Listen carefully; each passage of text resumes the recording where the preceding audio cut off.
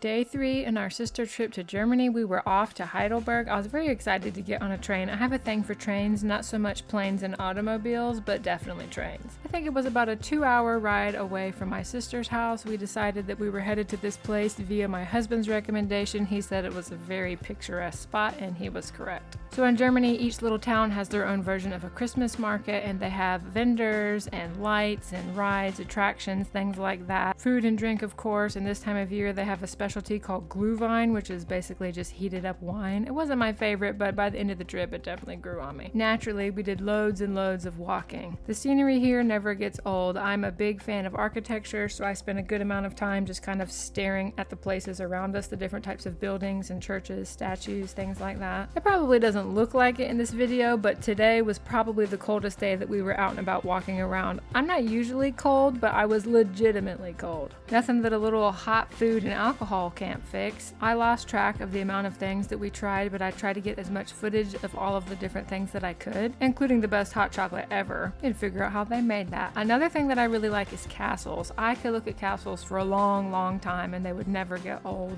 If anybody was ever like, hey, do you want to move to a castle? I would say yes I do. We had the option to hike up to that castle, but we were not prepared to do that. It was freezing cold, we had the kids, and we figured it was just going to be too much. So we headed to the river. This is probably the Mosel River because I swear everywhere we went was the Mosel River. And this is the exact place that my husband told me to go. So here we are, babe, just for you. He said he felt like that I would really like it, and he was correct. It was beautiful here. Even this time of year, but I imagine it would be even more magical if it was warmer outside. I wish I had paid better attention to what all of these cool pieces of architecture were called, because I highly doubt that's George Washington here, and I'm sure there were plaques or something to read, but I must have missed all of those. Either way, it's a really cool castle, and next time I'm definitely going to hike up there. It was especially cold right here on the river. I guess all that air was coming up off the river, and I'm glad that we were here just for pictures, and then we stepped away. According to legend, this is such a magical place that poets would hike up into the countryside and survey the city while they were inspired to write their poems. So after we finished the river, we went back and bought a couple things at some magical little shops, and then of course, naturally, you know us, it was time for food. So we went to an Irish pub, which I thought was an interesting choice, but what better place to try some fantastic beer? So there we are, serving our still purchased water and our first round of beers. This is one that I felt like was pretty good, probably the best we tried on the trip. Don't know what it's called. This one, on the other hand, was not my favorite.